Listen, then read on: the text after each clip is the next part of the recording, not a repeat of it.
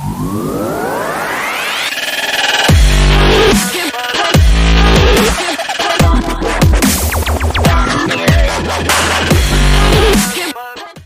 guys, welcome back to Dynasty Football Live. Today we're coming at you with our NFC East draft grades. I'm really excited about this, man. This is an up-and-coming division for me. I think that they've made a lot of good, solid moves, definitely through the draft in this division. And like I said, man, I think a lot of the teams in this division really hit it out of the park. So with that being said, we're not going to waste any more time. As always, I'm Byron. My co-host is Manny, and Manny's going to take it away here with the New York Football Giants. All right, yeah, the New York Giants, man. This division is kind of interesting. Maybe last year, the year before last, they were thinking about saying that was the worst division in football. A couple of years down, later, and now they're probably one of the best and well-rounded divisions in pro football, along with the AFC East of the Dolphins, Jets, and Bills. So, for me, I think the Giants had a lot of good picks, a lot of great value picks. For me, it was a B plus. I think Dante Banks, obviously their first round pick, it's one of probably the top three corners in my opinion. Even though I know Forbes, which we'll talk about a little bit later, got picked a little bit ahead of him. If we think about size, speed, and ability, I think he's a bit more well-rounded player than Forbes. Forbes is, he's amazing, but he's just very, very undersized. So I wonder how that's going to affect him at the NFL level. But so, anyways, Dante Banks, great pick. I know you mentioned Schmidt earlier in our mock draft when we did our first round mock draft. One of the best centers in the draft. He gets picked here in the second round, so the great value there. So the value continues, starting with Banks, then Schmidt, and then we have Jalen Hyatt out of Tennessee, the wide receiver. And obviously, as you all know, I'm a Tennessee fan, but that doesn't take away from anything that he did in that year, especially what he did against Alabama. I don't care what you say. That game was amazing. He deserved to be picked, I believe, in my opinion, a little bit higher. I don't think it's a matter of a system, situation. If it's a quarterback-friendly system or a system, the system was getting him open. At the end of the day, he has to get open. If you look at Gabriel out of the Bills, Gabe Davis rather, he was. He came out of UCF, where Heupel was the coach of at the time, and he has transitioned well out of that style of offense into the NFL. So I don't think the scheme is going to hinder Jalen Hyatt at all, and I think it's great value in the third round. Eric Gray is a very underrated running back. I think he's a little bit smaller, but he can really do it all. And I think again, great value in the fifth round. Overall, I really like Gervarius Owens, which if you've seen these draft grades, I know it's a weird name. If you've seen a lot of these draft grade videos, we've seen a lot of Houston Cougars being picked lately, and I think that trend's going to continue now that they're in the Power 5 conference. Not sure I would call the Big 12 Power 5. If Texas and Oklahoma leave, but we'll see what happens there. But he's a very versatile safety. He seems to be always in the right place. One of the things that I like is that he can play the corner. He has or experience playing corners, whereas in this, corner, outside, and in the slot as well as safety, he's always in the right place to make plays. Unfortunately, he drops a lot of interceptions, especially last year. So that's something he needs to be working on. But that and missed tackles. But I think, which is why probably he was drafted in the seventh round. But I think really great value pick as well, going top to bottom. So for me, it's a B plus, maybe an A minus to B plus. I really like what they did, and I think Hyatt, for me, is probably the star of this class, even though obviously he wasn't picked with the first round pick. Yeah, I agree, man. The Giants really did some work in this draft. I think Dayball has a lot to do with this, man. I think Dayball was a franchise-changing move for this New York Football Giant team, man. Really like the hire from him. With him, he's just one of those coaches that he's going to come in and change the atmosphere, and it's going to be his way or the highway. And coaches like that last a long time in the NFL. So right off the bat, Brian Daboll, excellent hire there. Way to go, New York. Finally got you a good head coach. Let's get into these grades. I'm giving them just a flat A. I thought it was a really, really good draft. You look at these first 4 picks, and I thought, the first 3 could have easily ended up at the back end of the first round.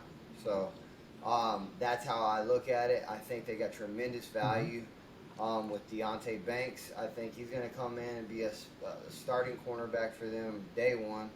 Adds really what they needed, which is a secondary there in New York. It's been a minute since we've seen them have a superstar cornerback there. I mean, I can't even tell you the last guy besides Jason Sehorn that really stood out to me in their secondary. So it's just been a position of neglect for the Giants for years and years and years. I guess they thought they had something in Eli Apple. That never worked out, and just bust after bust after bust. I know they've tried, but it just hasn't worked out. So, secondly, 57 here overall in the second round. I really like John Michael Smith. I thought that was the center to be had in this draft. I think, I wish the Texans would have picked him. I get jealous when I see these players that I really liked that, were in our grasp. Texans could have had this guy, man. It's sad. But New York got them a nice little center there. Always, man, here comes Jalen Hyatt, dude. I think this is the player in the whole entire draft, besides Hendon Hooker, is going to be the one who got away from all the teams. This is the one. This is the guy that, we were pounding the table for pre-draft. I felt like the Chiefs would have been a perfect landing spot for him, but, it didn't happen. Jalen Hyatt's going to go in here with Daniel Jones, and my prediction is rookie Pro Bowl. I mean, there ain't really nobody in front of this dude that I can say, all right, cool, man. He's gonna have to work his butt off to get to the top. I think if Jalen Hyatt comes in preseason, shows him what's up, he could have like a Chase Claypool type rookie year. You remember when Chase Claypool, everybody was going nuts over him. I feel like they can use him in the same type of way. For me, man, that pick alone puts them with an A. You're getting the Fred Biletnikoff award winner in the 3rd round. Man, what is wrong with these NFL teams letting these cats slide, man? I don't get it. So anyways, then I'm going to go up. You get your little backup behind Saquon, because I think that's what Eric Gray is going to be. He's going to be a nice little change of pace back. They really haven't had that helping Saquon out in the past few years. That's another position that I felt like they should have had a long time ago. Because Saquon is good, but Saquon has really not been that healthy. So, Eric Gray, pretty good pick here, getting Oklahoma back. I like the draft. I like the draft, man. So that's all I'm gonna say about it. But our dynasty spotlight here is Jalen Hyatt. I feel like he's a solid early to mid 2nd round pick. Guys, if you wait too much longer, you ain't snatching this dude. So get you some of that Jalen Hyatt early in the 2nd if you can. Yeah, I agree with you. Next, we have the Dallas Cowboys, and one of the things that I think, the Dallas Cowboys. One of the things that I really like about the Cowboys, although they did kind of surprise me a little bit with Mozzie Smith, just because of who was on the board at the time. But I think it's a great pickup. He has very, very good size. It's I think 326 pounds, something like that. Definitely more of a run stuffer than a pass rusher at the defensive tackle position, but he's definitely a difference maker in that defense, which is kind of on its way to becoming elite. I think the turnovers are kind of what's helping them be maybe a little bit better. So we'll see if the turnovers continue next season, because the last 2 years they've had a lot of turnovers, And usually that's kind of the difference between those like kind of middle of the road and high power defenses is sort of the luck, because you can have good players be in the right place at the right time. They don't make those plays. They drop the interceptions or don't pick up the fumbles or whatever. So let's see if that trend continues. But I think what they really needed was some help with the run defense, which Mossy Smith is going to do. One thing that I found that it was lacking, which is probably why he went a little bit later, is his motor. Sometimes he kind of runs out of gas, especially high tempo offenses, which almost every offense in the NFL, it's a very big up tempo. So we'll see how he adjusts to the game, and I really like this pick though. I think Luke Schoonmaker in the second round. I was a little bit surprised, just like you, because I know you have Ferguson or had Ferguson. I don't know if you've released him yet, but yeah, he's a keeper for me, man. I don't care about yeah. the shooting. Yeah, I was a little surprised they got a tight end in the second round, even though they did lose Schultz to the Texans. They had Ferguson and what was the other guy? They got I paid can't on remember. their shot. Yeah, both of those kind of flashed last year, especially I think Ferguson.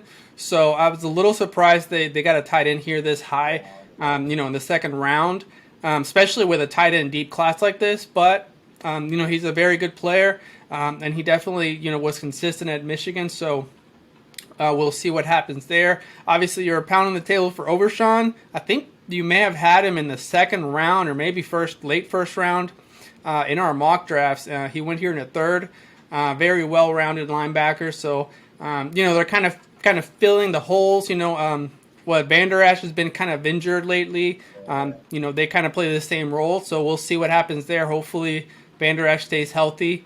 But Overshawn is definitely a good addition, especially in the third round. Great value. I think one of the players that surprised me that could be a surprise here in this draft is Viliami Fehoko out of San Diego State. That was tough. I think that's Jimmy Fajoko's brother. They drafted him from Stanford. I don't know. Yeah, maybe. They have him listed as an edge here, but he's actually kind of big. So I don't know if he'll stay there. They have him, according to the combine, he weighted at 275 pounds, 76 pounds. So that's kind of heavy for an end or an edge rusher. So we'll see if he stays there. But he had, I believe, I want to say 22 sacks over the last 3 years at San Jose State. And a lot, I think 40-ish, tackles behind the line of scrimmage. So those disruptors are very important in the defense, and getting him in the fourth round with that type of production, which I understand is San Jose State, but I think, when you produce on the defensive side of the ball, it's a little bit, I guess, easier to justify getting someone a little bit higher, even if they're from a smaller school, than on offense, just because, you're not competing against a top-end defense or talent. So I guess we'll see what happens there. And I know it's a lot for me right now, a lot of picks, so I'm kind of trying to go fast here. But one of the picks that I really loved, it was a great story, especially they kind of highlighted it a lot in social media, was Deuce Vaughn getting picked and his dad, calling him during the draft. And Deuce Vaughn, talent-wise, 6-rounder. I mean, for me, he's a late second, third-round pick if he's a little bit bigger. So talent-wise, I mean, he is ridiculous. He is extremely fast. He runs inside and outside, even though he is small. But I think in the 6th round, this could be a steal. Kind of a X weapon or weapon, whatever you want to call it, in the offense, especially after losing Zeke. They have Pollard coming off an injury. I don't think, obviously, Vaughn's going to start, but I'm just saying, he'll kind of mix it in there. His talent is undeniable. The problem here is the size, but I think value-wise in the 6th round, considering the production he had at Kansas State, which I think he broke a bunch of Sproles records at Kansas State, if I'm not mistaken. So, anyways, for me, this class was, even though I've spoken highly of a lot of them, I'm going to give them a B-, just because I thought in the players they got were great, but I think they could have done more, with who was on the board at the time of the picks. But they had a pretty good draft. Yeah. For me, not so good draft class other than Overshown and Deuce Vaughn. I'm gonna give him a C plus. I felt like the Shoemaker pick was a waste. I think you have your tight ends already in Jake Ferguson and Hendershot, and I think Jake Ferguson is going to be the starter. That's my honest opinion. I saw the guy play last year, and George Kittle even came out and was talking. They have that tight end group that they put together every year, and one of his breakout tight ends for this year is Jake Ferguson. So they're speaking highly of this dude. Don't sell your Ferguson shares just yet. I'm holding.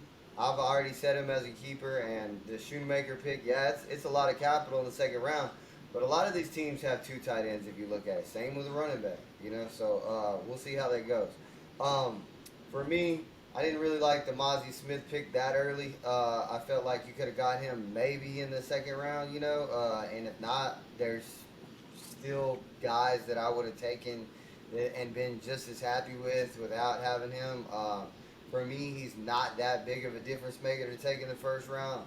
Like you said, there was a lot of talent on the board that they passed on, man. So the one that really stands out for me is the Marvin Overshown here, man. You're getting an electric linebacker. When you watch him, he comes quick. He will blow you up sideline to sideline. He's a converted safety from high school. Came in, they made this dude a hybrid edge, stand up, just go get him anywhere you can at University of Texas. So he was an electric an electric linebacker at the University of Texas. My two dynasty spotlights here are going to be obviously Shoemaker because of the draft capital. If you can get him mid to late second round, I don't see a problem with that. More on the lines of maybe the late second, if you're really tight end needy and these other three are off the board that, are there. Deuce Vaughn, man, I'm gonna wait till the fourth on him. He is a little bit smaller, but more of a role player to me. There's some other running backs that I feel like are gonna get the chance. I feel like this dude could blow up though and be the next Darren Sproles. Ironically, they both went to the same school.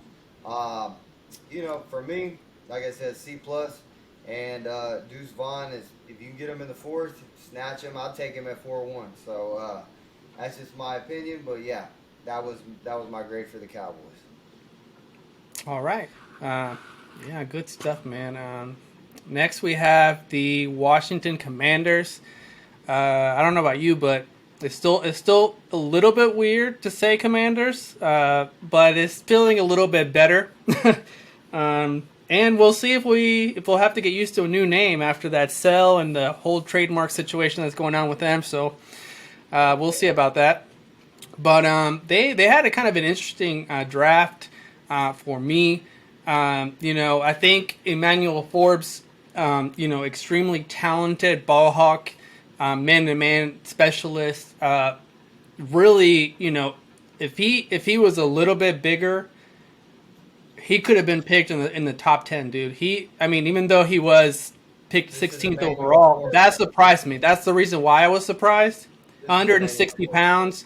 If it was just a little bit, weighed a little more, he's probably the best corner in this league, or in this draft rather. But unfortunately, size. Obviously, they must have loved his tape and his instincts to get him this high in the draft, and the talent is definitely there. Just the size scares me, but we'll see what happens there. It is a good pick. I just thought it was a little bit early just because of the size concerns. 165 is really, really, really small. Now, Quay Martin, very versatile. Definitely the very good size for that you look for out of an NFL safety. Can play corner as well, or the slot and safety. So from that standpoint, is a good pickup in the second round, good value. I think KJ Henry in the 5th round. I was a little surprised he kind of fell off. That far down. I was thinking In my mind, I was thinking he was more of a third rounder, selection, and he dropped to the 5th round, so great value with KJ Henderson, I think, or Henry rather. And one of the guys that I really like that I think it's a little bit, obviously coming into a running back situation that, we have Robinson, who seemed to take the lead last year. Gibson is kind of in the doghouse. I don't know if he's still in the doghouse. It's definitely crowded and a little bit complicated. Obviously, Robinson seems to be the lead guy there. But I think both Gibson and Rodriguez, if you were to kind of put them together as one player, would be the complete package. Rodriguez extremely good in the short yardage and really runs hard. Gibson more of a pass catcher out of the backfield. Obviously can bring something in the running game as well, but I don't know. I don't know exactly what caused him to kind of have such a big fallout with Rivera, but obviously we'll see what happens there. Obviously he's just a 6th rounder, but I think he's going to get some playing time. I really love his his talent and what he did at Kentucky. Unfortunately, he doesn't have the long speed that you look for, and he's a bigger back, so he's kind of maybe a goal line back, but I think it's a good value in the 6th round. For me, I think I'm going to give him a B, just because a B conditional, maybe a conditional B could be a B plus, A minus, depending how Forbes goes. Even though he made a lot of plays at Mississippi State, the size concerns, it's kind of a big deal to me. I don't know. We'll see what happens, especially in the run game, trying to tackle a 220-pound running back. He did it in college, obviously, and in the SEC, but we'll see. So B minus or B, I think I said B. All right. Well, guys, this will be the first F that I've ever given on this channel. And I'm taking y'all's jersey off right now. I can't do it. Yep, taking this shit off. All right, guys. So, F, you get an F. My tattoo gets an F. We all know it's shitty. So, this is what happens when you draft like this. You get to see this shitty tattoo. So, Emmanuel Forbes, okay? Emmanuel Forbes, you took him way too early. Okay, that's an F pick right there. This dude was borderline top of the 2nd. Ricky Stromberg, I like the pick there. I think he's a solid center. For me, a little too early on him too. KJ Henry, solid value there. I'll give you that. I'll clap to that. I like KJ Henry. Chris Rodriguez Jr. is our Dynasty Spotlight. Guess what? He's buried. So take him probably early to late 5th round. That's my target point for him. So for me, guys, F. Congratulations, Commanders. You did it. All right. I like that you kept it short and sweet there. Okay. Next we have last but not least the NFC champions, and all I'm gonna say is A plus. No, well, not all, but A plus for sure. We have Jalen Carter 9th overall. We all know what happened, with his off the field issues, which is why he went 9th overall. But he could have easily gone 1st or 2nd.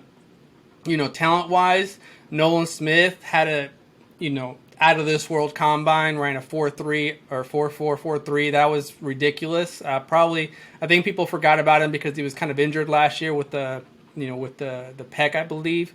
But he's extremely talented. So just thinking about, having basically Georgia, I think they call them Philadelphia Bulldogs in the draft just because of how many Georgia players they have. Obviously, they attacked. They know what they wanted and then wait for it. I think Sidney Brown in the 3rd round was a good pickup. They did need some safety help, especially, last year they had some injuries at that position. But I think the steal of the draft for them, in my opinion, was Keelan Ringo. I know he's a little bit unpolished, definitely needs to develop a little bit more.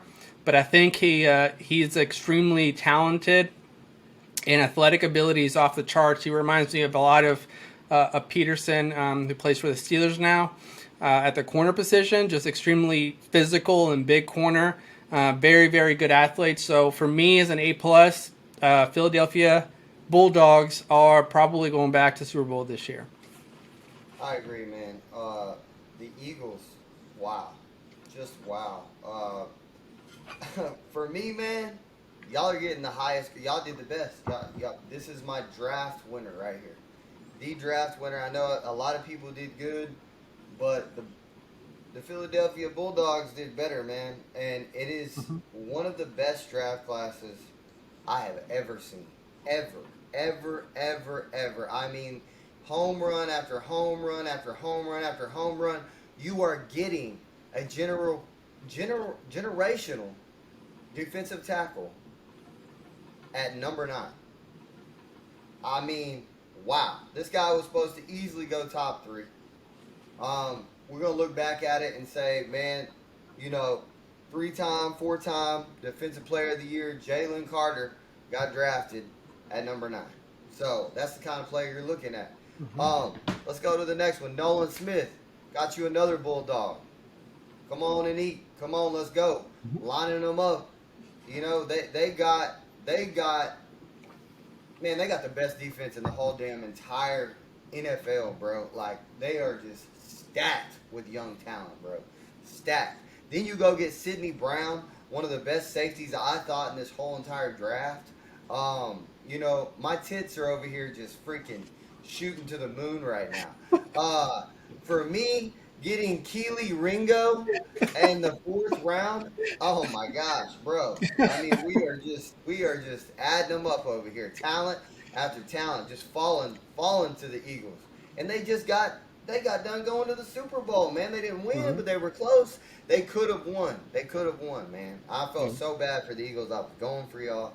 And now you got exactly what I said that you needed to beat Mahomes. This is what you're going to go back. You're going to wreck shop on Mahomes. For me, getting a Jomo here from Texas in the 7th round. And a lot of people don't know this, but they got some amazing undrafted free agents. You got Eli Ricks, a cornerback from Alabama, who was, for me, early, man. And for me, A++, you can't do no better than this. You just cannot do no better than this. We don't, unfortunately, have a Dynasty Spotlight. They did draft or get an undrafted free agent in Nata. Really good wide receiver from Clemson. So maybe keep him on your radar for a 5th to 6th round pick. He could come up the draft board on us. So with that being said, guys, hey, I had to take my shirt off. It really sucks because I really didn't want you to see all these muscles today, but that's how it goes sometimes. Don't show your wives or your girlfriends this video because they might leave you. Another thing, guys, like and subscribe. We just had a video hit 1 million, man. We got 1 million views, our first big one, so we're super pumped about that. If you haven't been to our Instagram, go check it out. We got a lot of cool videos on there. We just pump them out, baby. So you got anything else, Manny, before we get out of here? Nah, man, you said it all. All right, baby. As always, Dynasty Football out.